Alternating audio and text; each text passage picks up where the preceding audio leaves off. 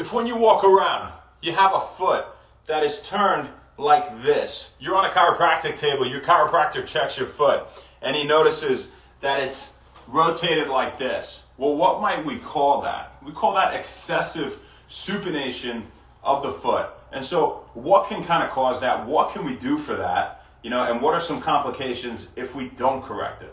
Well, first off, in terms of causes, it could just be a congenital thing. It could be a congenital osseous anomaly, something that you really can't do all too much about, albeit there are some exercises and stretches. Stretches aren't as important as the exercises. We'll talk about that in a little bit here, that we can do to strengthen the intrinsic muscles of the foot and the muscles around the ankle and try to do our best to help. There's always a little bit something we can do, even if it's congenital, hopefully, right? But aside from that, it could be damage to the muscles or tendons or the bones in the foot or the ankle. It could be a previous injury, right? It could be an injury to the inside or medial portion of the foot here that's causing you to weight bear on the outside of the foot to try and compensate, take pressure off of that injury. It could be biomechanical imbalance, right? It could be an imbalance at the level of the ankle or at the level of the foot or at the knee, right? Or at the hip or even in the low back. Right? And this domino effect can affect how your feet are aligned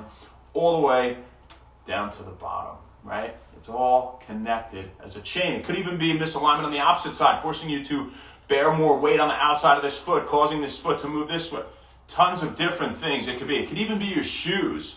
You could have shoes that are too tight and too rigid. And so the way they're compressing your foot, they're affecting slowly over time its posture and causing a malposition in this excessive supination, right? And it could also be that your shoe isn't a good enough shoe. It doesn't have enough support or cushion. If you could take your shoe and you can twist it and bring it out like a towel, that's a pretty bad sign, right? So what are some things that this could lead to? Well, it could lead to injury, right? It's increasing your risk for injury, improper biomechanical load constantly on your feet. And that's not just at the level here of the foot or the ankle. It could cause more stress on the knee. It could cause pain and more stress and potential injury at the hip and in the spine, right?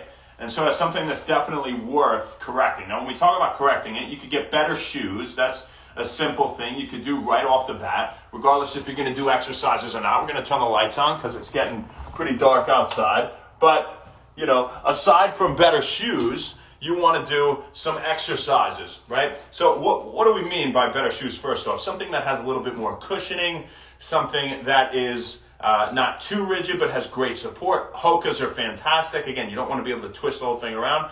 And, if you can see a podiatrist, you can get orthotics. They may have some shoes specific to excessive supination for runners, like specific running shoes or everyday life shoes. Now be careful, because most of the time they'll cater to excessive pronation, which would be the opposite. And we don't want to make the imbalance worse. So make sure you get them for people that have excessive supination, right? Really look at the verbiage there.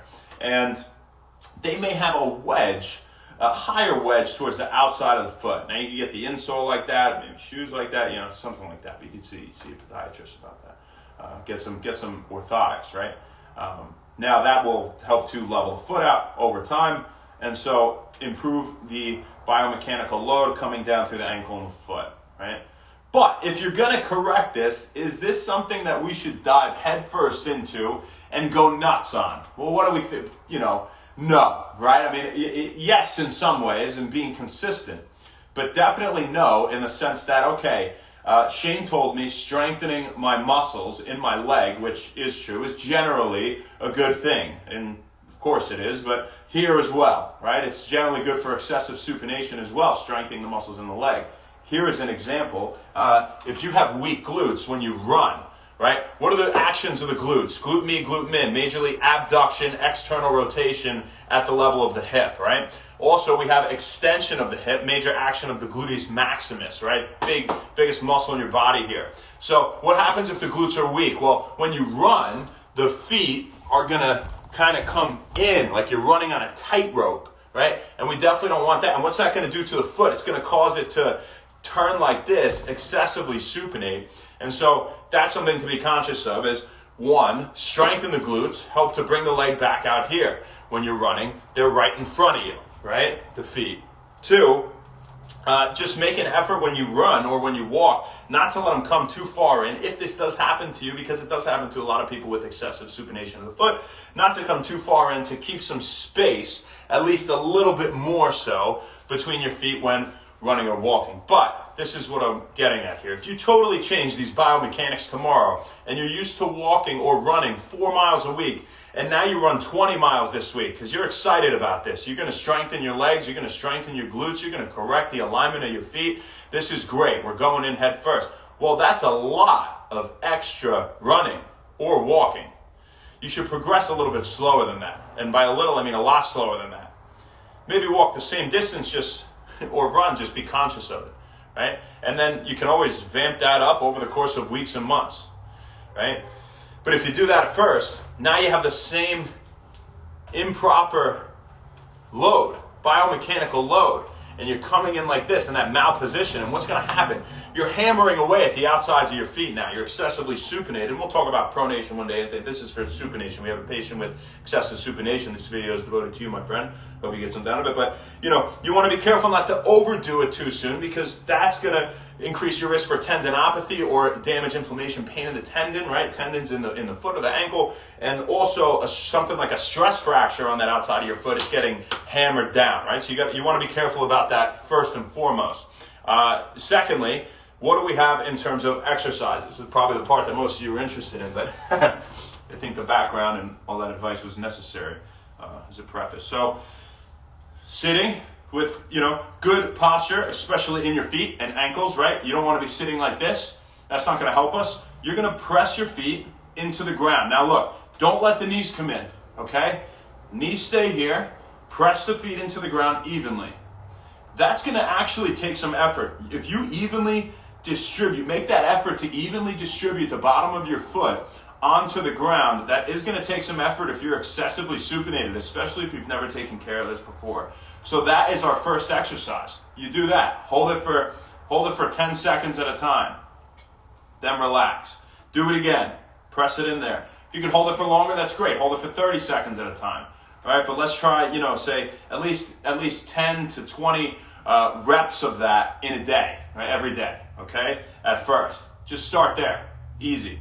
Next is something called toe yoga. A toe yoga, that sounds weird. It is weird. It feels really weird. But you lift your toes up like this, keeping your big toe on the ground. Then put the toes on the ground and lift your big toe up. See, it's not that easy. I have to make a conscious effort here to do this, because the alignment of my feet isn't perfect either, right? I need to improve this stuff. So look, my toes are coming off, my big toes off the ground, down, bring the other toes off. Hold it for a few seconds. Big toe off. Hold it for a few seconds. Keeping the alignment of your foot proper, not letting the knees cave in, right? It really takes some effort. You're working the intrinsic muscles of the foot here, right? And strengthening them to help improve this position over time. But this takes a very consistent effort. I want you guys to realize before getting into the rest of the exercises, because what's contributed to this malformation over time, it's been excessive, consistent malposition and excessive use, right? Day in and day out for a prolonged period has contributed to this. So what do you think it's going to take to fix the problem? Probably some consistency, right? But anyway, that's up to you how consistent you want to be. So the next one is a simple calf raise in the seat, all right? Very simple. Now, you're not going to just go like this. Look, my feet are coming out, I'm supinated. No, you want to be like this, even. Keep them on the ground nice and slow. Come off, you can look at them, right? Make sure you're not fanning like this or fanning like this. This probably won't be, your problem with the feet. Might be with the knees. But make sure the knees are square again. And then slow on the way down. Come up. Slow on the way down. Okay? Next, you can do all these same types of things standing. You're going to progress though. I would try the other ones for say the first week. And then, if they're really easy right away, you can get into this stuff. Okay? But next one is standing. Those feet are flat, right? You're feeling the whole floor, gripping the whole floor. Gripping the whole floor. Now, what I like here is, and this isn't really recommended online anywhere, but I like this. This is something I would also do for somebody with eversion, somebody with duck feet or maybe pigeon toe. What I want you to, where they point in, right? Where they point out, right? That's what I'm talking about. So gripping the floor, pushing out. You should feel it here. Relax, push out, relax, push out, relax. You could push in if you want to. I'm probably most interested in you pushing out here, at least with the supination, right? So, and relax. Now, in terms of other recommended things, aside from just standing there, we have a 2-foot calf raise, right? So you could stand up and 2 feet. 2 feet. Make sure, again, you're not going like this. Make sure, again, your knees aren't coming in like this. Knees are square, coming up, slow on the way down. Coming up. Look, I have to fight. Have to fight not to supinate that. Keep it forward. Come down, right? So that's another one. Another one is you can just balance on one leg. And you can hold on to something while you guys are doing these, right? That's perfectly fine, okay? Hold on to a railing or a wall or something like that. And the next one is a single leg calf raise, where that's the most advanced. I want you to look and make sure that you're not excessively supinating when you're doing it, okay? So those are some great exercises for it. Now, remember, orthotics could be of some help. You can see a podiatrist, and also, remember to see your local chiropractor. Hopefully they're giving you some sort of advice like this on how to correct it instead of just, going through the motions and But I would give them the benefit of the doubt to say that they probably are not doing the latter, which is good, right? But, the shoes, take into account the shoes. Now, what about stretches? That's the last thing I want to say, stretches. So everybody loves to stretch to try to help issues, but here's the truth. Stretching, for the most part, is not going to correct your biomechanical imbalances as much as it's going to provide temporary relief. Okay, and that's okay, and it could slightly correct something, but strengthening is where we live.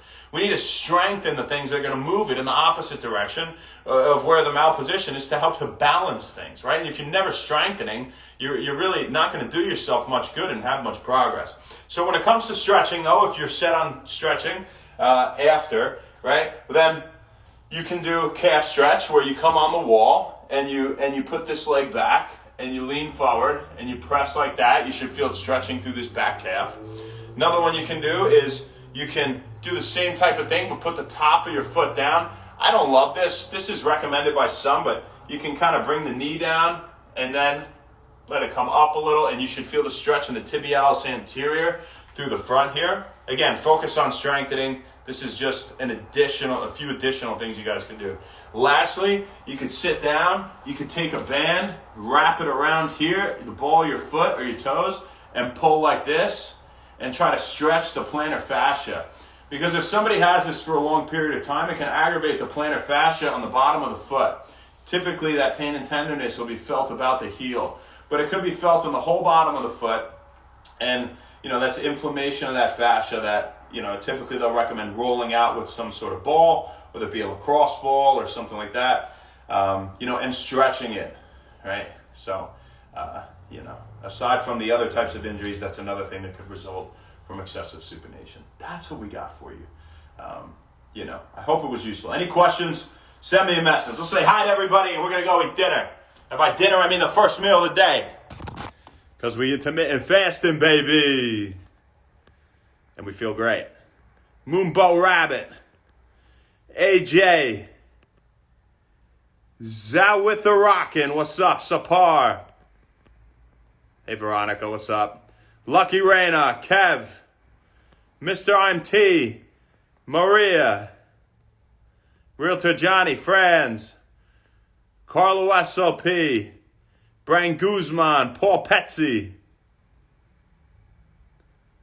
South Roberts, Elias Moreno, Little Cakey, Das, 4371, Mob Coo, Jay, what's up? Dave, how you doing, stud?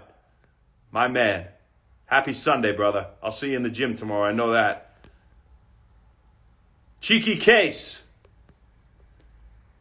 Shropshire, J. Kevin Steele, Reich Price. First ones of the day. Thanks for the support, my friends. If you have excessive pronation, you could let me know. Table white. Yeah, it would look better like that, right? But this looks good. A nice new divider we got here at Blend Wellness to give some privacy to those who have their legs moving up and down for the beneficial flexion distraction that opens up the space between the bones in their low back and makes room for the nerves and blood flow to the discs, the cushions between the bones. WF Collector, Antonio B, and In Snugo. As for now, that's all we got for you folks. We'll see you tomorrow, baby. Not sure where, not sure when, but we'll see you then. Have a great one. Thanks a lot, and happy Wellness. We'll see you tomorrow, folks.